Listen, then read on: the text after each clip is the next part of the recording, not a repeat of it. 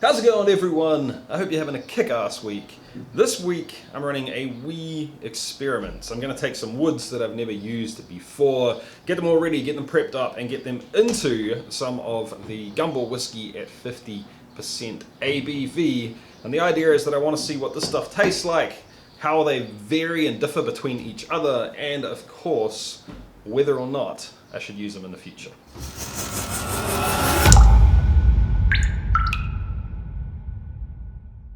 Welcome to Distiller, everyone. I'm Jesse, and this is the channel all about chasing the craft of home distillation and making it a legitimate hobby. So if that's what you're into, guys, make sure you subscribe down below because I put out content every single week. Alright guys, here's the thing. People have been asking me for ages, have I tried aging spirits with anything other than oak for a long time now, and honestly I've been lazy. I haven't got around to it. But we've got 5 different woods right here that I want to test today, so I need to get them prepped up, get them into spirits, and of course I actually want to do 6 jars and make the 6th essentially a control with some American white oak. That way at least I've got some sort of base level to judge everything else from. Anyway guys, let me introduce you to my wood. Before I show you each individual piece and let you know what species or whatever it is, let me get through the stuff that is common to all of them. First of all, they were all cut at least 2 years ago.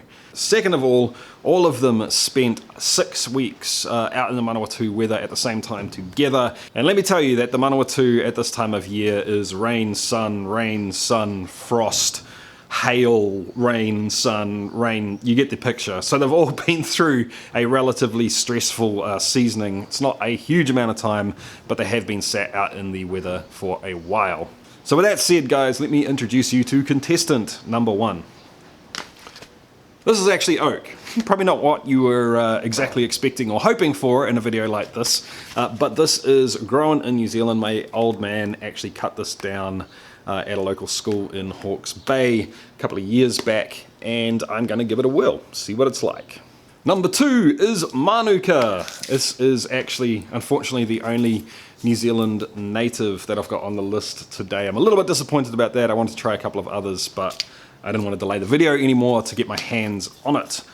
I know that some other people have used this before, so I'm really interested to get my take on it as well. Next is ornamental cherry, and this was cut down in the backyard. I cut this down 2.5 years ago, 3.5 years ago actually now, and it has been chilling ever since. I know a lot of people use cherry. I'm not too sure about ornamental cherry, but we'll see how it goes.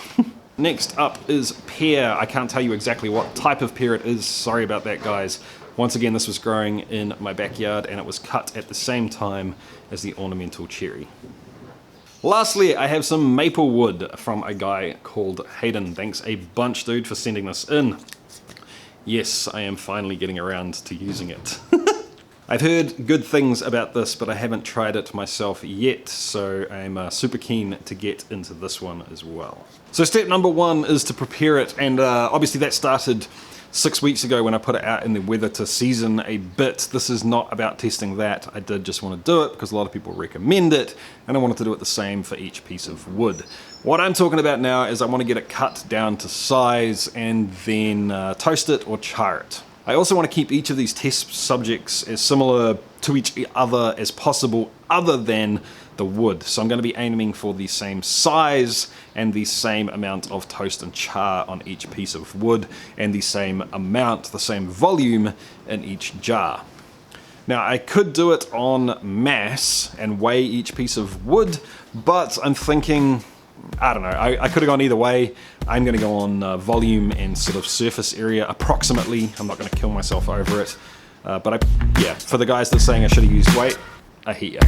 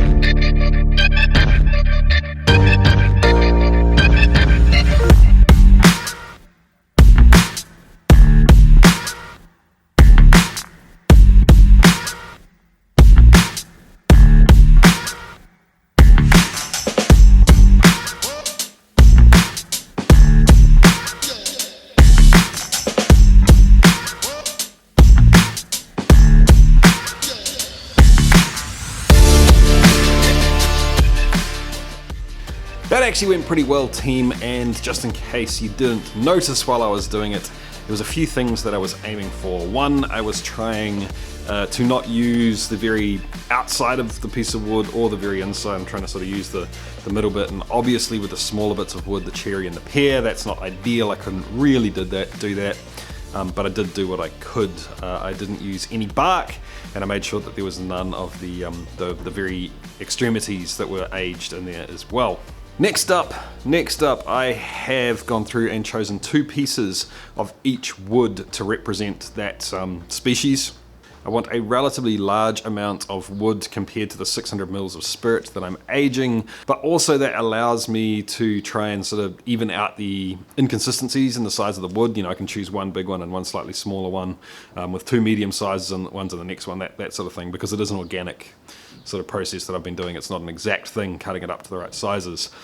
Third, you'll notice, team, that I didn't cut any of these bits. I didn't mill them, for want of a better word, and the reason for that is there is a whole lot of people that say that will tend to give astringency.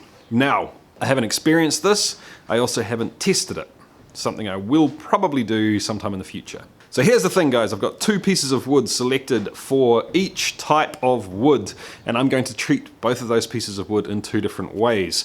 The first piece, which will be the larger piece of the 2 for each type of wood, I'm going to give it a relatively good charring. I'm going to do this with a blowtorch, and I'm going to be aiming for about a number 3 char, so it isn't going to be crazy heavy because I want to save some of the the raw wood on the inside.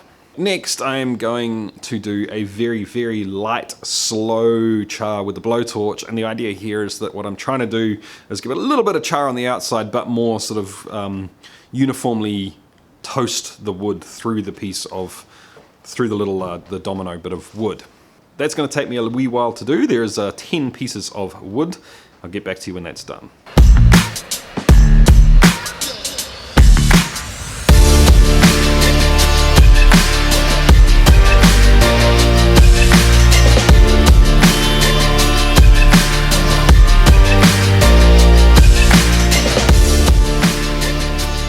Did I do the 2 different chars or toasts?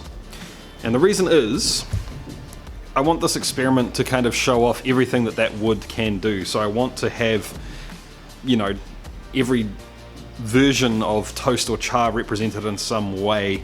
And obviously, while this will not tell me what Manuka wood does with a heavy char versus Manuka wood that's raw, what it will do is give me a general overview of all things that Manuka can do, and if I find something that seems quite good, I can go back in and try and dial it in with a certain toast or char later on. So let's get this wood into the spirits, get it labelled up, and we'll get it into the aging chamber. So there we go, all labelled up. I definitely need to do something to make it easier to write on things. Anyway, into the aging chamber. Now, before I even talk about this, let me be very clear. I understand that what I'm doing is basically pumping a whole lot of wood flavour into the spirit, and it is not aging it. I'm not trying to go for a finished spirit. I'm not even necessarily after something that tastes amazing by itself. What I'm trying to do is put as much of that wood flavour into the spirit as I can to see what that tastes like. Here's the deal, team. I've got the spirits inside a tray, inside a fridge, and the reason it's in there is just an extra safety precaution to make sure that if anything spills or cracks or whatever, it's going to get caught in the tray. So it's inside a fridge, and it has a heater down the bottom, and the heater and the fridge are both controlled by an STC 1000. The STC 1000, when I first set it, I'm going to set it to 35 degrees Celsius. The heater will crank up and allow the entire fridge to get up to 35 degrees Celsius, and then it'll just sort of keep turning it on and off so it doesn't get any hotter than that. Then after one day, I am going to cycle it back down to 5 degrees Celsius, and the STC will regulate between the heater and the fridge to make that happen. Goddamn chicken. I want to get at least 4 cycles in. I will be tasting only one of these samples as I go, so I don't get things in my head before I sit down and do a real tasting, and that will be the Control the American Oak sample. The reason I'm doing that is I don't want things to get crazy off the charts with the woods and just go into nutty land. So I will be back, guys, in as long as it takes to get a result out of that. I'm thinking about 10 days should do the trick. Alright guys, I'm actually going to pull a wee bit of a dirty on you here.